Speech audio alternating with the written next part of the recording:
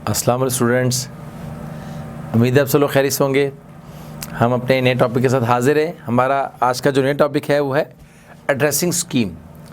आपको अगर याद होगा कि हम चैप्टर नंबर 10 पर काम कर रहे हैं और उसमें है, उसका नाम है फंडामेंटल ऑफ इंटरनेट।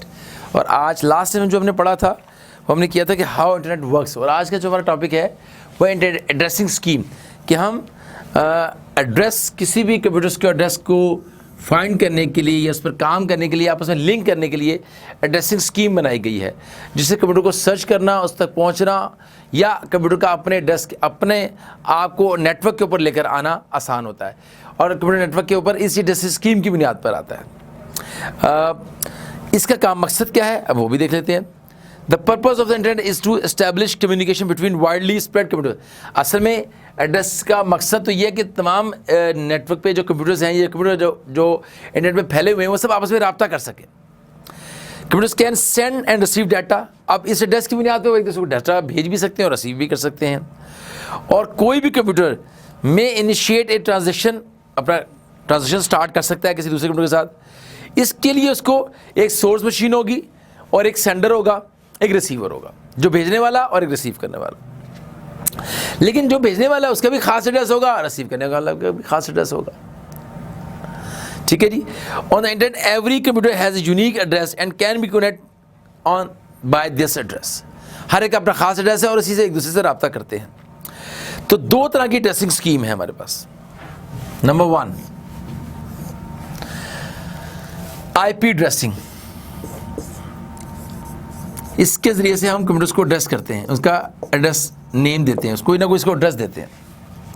दूसरा है डीएनएस, डीएनएस एड्रेसिंग। ये दो तरह की एड्रेसिंग है। पहले हम एड्रेसिंग, आईपी एड्रेसिंग की बात करेंगे, उसके बाद हम डीएनएस एड्रेसिंग की तरफ आएंगे। आईपी एड्रेसिंग हमारी 10.1 को कवर करता है और हमारा डीएनएस एड्रेसिंग जो है वो हमारा 10.2.2 को कवर करेगा। जी, पहले आईपी एड्रेसिंग के ऊपर बात करते हैं।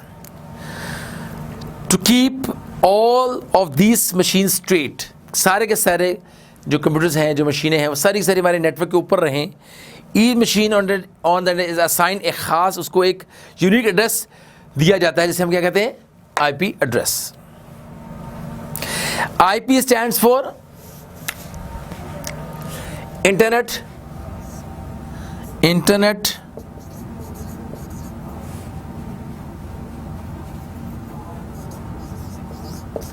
Protocol, internet protocol addressing.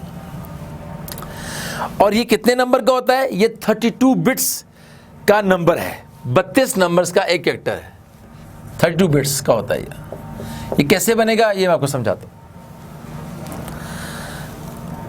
Normally express as 4 octet भी कहते हैं। 4 ऑक्टेट आप जैसे क्या 8.8.8.8 करें हम, तो ये 4 ऑक्टेट बनेंगे। ये ऑक्टेट 1, 8, 16, 24, 32 या 8, 8, 8 के 4 ऑक्टेट्स होते हैं। इन्हें डॉटेड डेसिमल नंबर की फॉर्म में, जैसे मिसाल अभी बनाता हूँ उसका 216 डॉट। अब इसमें नंबर मैं थोड़े लिखूंगा, ज़्यादा पूरे नहीं लिखूंगा, क्योंकि नंबरिंग की रेंज है 8 ऑक्टेट तक जा सकता है। ये भी 8 ऑक्टेट तक जा, लेकिन अभी हमारे पास हम कोई भी नंबर इसमें शो कर रहे हैं। 216, 27.61.137, यानी इसके अंदर अभी उतने नंबर नहीं आए, लेकिन इसके अंदर मौजूद है गुंजाइश। एक के, इसकी मिसाल अभी 2 की पावर 8 का अगर फॉर्मूला यूज़ करें तो 255 नंबर इसके अंदर आ सकते हैं। इसके अंदर इसके अंदर भी 255 की रेंज कवर करता है। लेकिन अभी चूंकि हमने स्टार्ट लिया, हम किसी एक नंबर पे हैं, तो कोई भी एक नंबर इसके अंदर हम ले सकते हैं जो कि इससे कम इसके अंदर आता हो। 1 ऑक्टेट के अंदर आता हो, 2 की पावर 8 के अंदर एक नंबर आता है, ये भी इसके अंदर। ये अब जो कंप्यूटर का आईडी आईपी एड्रेस है, हम कोई भी दे सकते हैं, हम आखिरी भी दे सकते हैं, पहले वाला भी दे सकते हैं, दरमियान में भी दे सकते हैं। तो ये कोई हमने एक आईपी एड्रेस को दिया है। The 4 number in an IP address are called octets. ये क्या कहलाते हैं? ऑक्टेट्स कहलाते हैं, because they can have value between 0 से लेकर 25 तक, 0 से लेकर 225 तक की वैल्यू को, रेंज को कवर करते हैं। और फॉर्मूला से क्या बनेगा, विच आर 2 पावर 8 की पॉसिबिलिटीज़ के साथ। 2 पावर 8 का आप खोलेंगे उसको तो ये 255 तक जाएगा पर ऑक्टेट। एक every machine on the internet is has unique IP address, ये मैं आपको पहले बताया कि इसका हर एक अपना खास एड्रेस है। एक मशीन का अगर 137 है ना, अगली वाली का 136 होगा, उस नेटवर्क के अंदर किसी और का 137 नहीं होगा। अदरवाइज एक नेटवर्क के अंदर, एक लैन नेटवर्क में, एक यूनिवर्सिटी के अंदर, एक कैंपस के अंदर अगर किसी का 137 होगा, फ़ौरन कन्फ्लिक्शन आ जाएगा, मैसेज आएगा जी आपका आईपी एड्रेस जो है कन्फ्लिक्ट कर रहा है दूसरे कंप्यूटर के साथ। इसलिए ये नंबर तो हर नंबर का खास मकसद है, लेकिन आखिरी जो नंबर है वो आपके नेटवर्क के अंदर, उसके एक नेटवर्क के अंदर कंप्यूटर्स को जाहिर कर रहा है। 1 2 3 4 5 6 7 से लेकर आखिर तक 137वां नंबर मेरा ये computer. A server has a static IP address that doesn't change very often।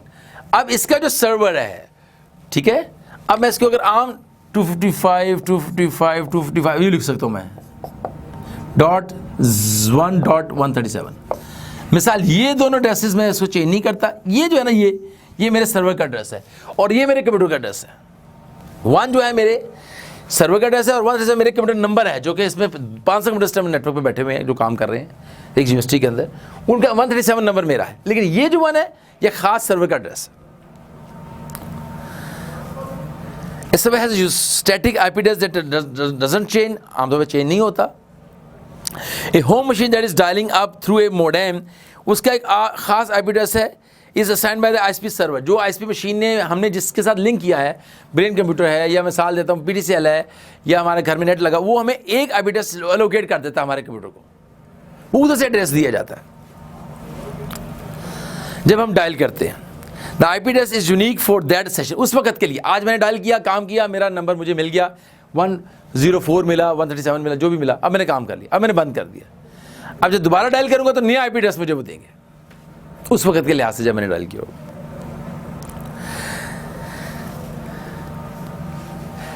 This way an ISP only needs 1 IP address for each modem it's support. हर मोडेम, हर घर के अंदर जो मोडेम है उसको एक ही IP address दिया जाता है। As far as the internet machine are connect, जब वो मशीनें आपस में कनेक्ट हुई होती हैं, IP address is all you need to talk to a server. सारी अभी मशीनें एक सर्वर से रब्ता कर रही होती है जो आगे फिर हमारे कंप्यूटर से रब्ता कर रहा होता है। इस तरह ब्राउज़र के अंदर जब आप लिखते हैं, you can type the URL, अब वहाँ पर आप ये भी डायरेक्ट लिंक भी लिख सकते हैं। ब्राउज़र के अंदर कैसे लिख सकते हैं, मिसाल के तौर पर आप लिखते हैं, वहाँ पर लिखा दिखा होगा HTTP, इस तरह से स्लैश होता है और फिर आगे आप डायरेक्टली इसका लिंक भी दे सकते हैं 216। इस यानी ये ब्राउज़र में भी अपना लिंक किसी कंप्यूटर के साथ करना हो तो उसका डायरेक्ट लिंक यहाँ दिया जा सकता है, अगर आपको पता है उसका IP एड्रेस लाइक 27.61.137। ये आप डायरेक्ट लिंक भी उसका लिख सकते हैं उससे रब्ता करने के लिए, ये डायरेक्ट उसके कंप्यूटर में चला जाएगा। ये भी आप लिख सकते हैं, ये जिससे रब्ता करना हो। इससे अगर आपको उसको आपका IP एड्रेस, आपको उसका IP एड्रेस पता है तो आप अपने वेब ब्राउज़र में लिंक लिख कर उससे डायरेक्ट रब्ता कर सकते हैं। And arrive at the machine that contains the web, जिसके बाद आपने जाना है वो आप उस पहुँच जाएंगे। For the specified IP address तक आप इस तरीके से पहुँच जाएंगे। ये था जी हमारा IP addressing through IP addressing, addressing करना थ्रू IP एड्रेसिंग। अब हम बात करने लगे DNS एड्रेसिंग की, हम बात करेंगे। उसके लिए थोड़ी सी जगह बना दूं। DNS एड्रेसिंग जो है कैसे होती है, इसी जगह पे बात करते हैं। कोई DNS का नेम भी यहीं पर है तो यहाँ DNS को समझाना आसान। DNS एड्रेसिंग क्या है जी, आप जानते हैं कि हम जो वेब ब्राउज़र के ऊपर जो लिंक्स खोलते हैं, जो वेब पेजेस को खोलते हैं, उनका एक नाम होता है, जिसे आम अल्फाज में हम उसे डोमेन नेम भी कहते हैं। और उनकी डोमेन नेम की आगे या एजुकेशन लाइन से हैं, गवर्नमेंट की लाइन की सर्विस दे रहे हैं, अब उनकी अलग से नाम, एक एक्सटेंशन भी साथ लिखी होती है। मैं आपको उसको एक्सप्लेन करता हूँ। Most people have trouble remembering the strings of the number that make up IP address. अब IP एड्रेस को याद करना इतना आसान है, लेकिन उनके नेम्स इन IP एड्रेस के ऊपर कंप्यूटर्स, जो मशीनें जैसे हम लिंक कर रहे हैं, जो सर्विस हमें प्रोवाइड कर रही हैं, उनके नाम याद करना हमारे लिए आसान होता है। उसको हम कहते हैं DNS एड्रेसिंग, नाम के ज़रिए से चीज़ों को याद रखना। Most people have trouble remembering the strings of number that make up IP addressing. So because IP addressing sometimes need to change, all servers on the internet also have human readable names. तो human readable name रख दिए जाते हैं ताकि उसको समझना आसान। उन्हें हम क्या कहते हैं? Domain names. क्या कहते हैं जी इन्हें हम? Domain names. ये है डोमेन नेम्स। अब डोमेन नेम मिसाल के तौर पर कोई एक डोमेन नेम लिखता हूं आपके सामने, आप गूगल लिख लें, हॉटमेल लिख रहे हैं,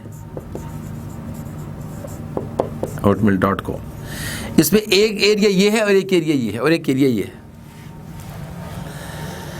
ये जिसमें हॉटमेल लिखा हुआ है ये हमारा कहलाता है डोमेन नेम, और ये परमानेंट होता है, समझना इसको आसान है।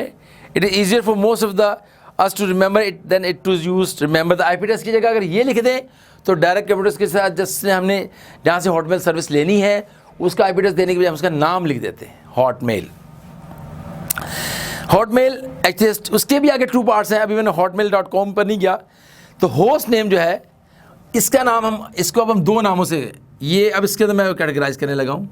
ये the domain represent the institution which जिसका एड्रेस है, ये डोमेन है। इसके अंदर दो बातें हैं, एक है होस्ट नेम और उसकी डोमेन जी। अब ये नाम उसका होस्ट नेम है और ये उसकी डोमेन है। हॉटमेल उसका होस्ट नेम, जो कंपनी का नाम जिससे हम इंफॉर्मेशन ले रहे हैं, सर्विस ले रहे हैं, और कॉम उसकी डोमेन। ये चेंज हो सकती है। अगर ये कमर्शियल से वेबसाइट है तो कॉम होगा, अगर ये एजुकेशनल वेबसाइट है तो EDU होगा, अगर ये गवर्नमेंट की वेबसाइट है तो GOV होगा, अगर ये मेल है, मिलिट्री ऑर्गेनाइजेशन है तो MIL होगा, और अगर ये ORG है तो दूसरी तमाम ऑर्गेनाइजेशन के लिए ORG लिखा जाता है। तो ये डोमेन, इसमें दो बातें आ गई, डोमेन भी आ गया और उनके साथ उनके इंस्टीट्यूशंस नेम भी आ गए कि हम किस तरह इनको कहाँ यूज़ करते हैं। इंस्टीट्यूशंस नेम लाइक मैंने बोला गवर्नमेंट बोला, com.com जो है वो कमर्शियल पर्पस के लिए, कमर्शियल। GOV जो है वो किसके लिए जी? गवर्नमेंट के लिए। GOV गवर्नमेंट के लिए, गवर्नमेंट के लिए। इस तरह ये चलेगा। ये सब बुक में दिया हुआ है। ORG है, GOV है, EDU है। तो which use the address, these domain names are called top level domains. Following is a list, जो आपको मैंने बताई छोटी सी बुक में डिटेल से दी गई है। Some large organization divide their top level domain into sub level domain भी बना देते हैं। छोटी EDU के बाद अगले स्लैश डाल दिया जाता है, EDU के बाद कॉम के बाद फिर स्लैश डाल के इसको सब डोमेन भी बना दिया जाता है। कुछ कंपनियां जो बड़ी कंपनियां वो बनाती हैं। This let you organize their web reference. ये था जी हमारा आज का टॉपिक एड्रेसिंग स्कीम के हवाले से। उम्मीद आपको समझ आया होगा। बहुत इंटरेस्टिंग टॉपिक है। हमने पहले समझा एड्रेसिंग को समझा, उसमें दो एड्रेसिंग हैं, एक IP एड्रेसिंग है, DNS एड्रेसिंग है। IP एड्रेसिंग में अंदर हम नंबरिंग के ज़रिए से 8 ऑक्टेट के नंबर्स बनाते हैं, 32 नंबर्स की रेंज में उसे कवर करते हैं।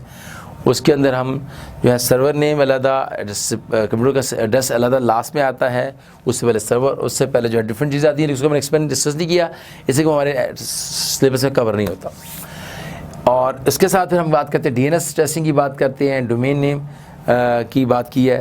तो डोमेन नेम के अंदर होस्ट नेम, उसका जो वेबसाइट होता है उसका नाम होस्ट नेम कहलाता है, और उसके साथ जो कमर्शियल या EDU या GOV ये उसका डोमेन नेम कहलाता है। इसके जरिए से एड्रेसिंग दे के चीज़ों को ढूंढ के लाया जाता है कि जिस भी सर्वर पे, Gmail पे, गूगल पे, हॉटमेल पे, याहू पे, जिस पे जाना होता है तो हम डायरेक्ट उसका नाम लिखते हैं, वो उसको ढूंढ के हमारे पास लेकर आता है। ये नाम से पहचान लिया जाता है, ये नाम से हमें चीज़ें मिल जाती हैं। यहाँ पर IP एड्रेस देने की ज़रूरत नहीं पड़ती। ये था जी हमारा आज का टॉपिक। उम्मीद आपको समझ आया होगा। हमारे सर का बहुत शुक्रिया। अल्लाह हाफ़िज़।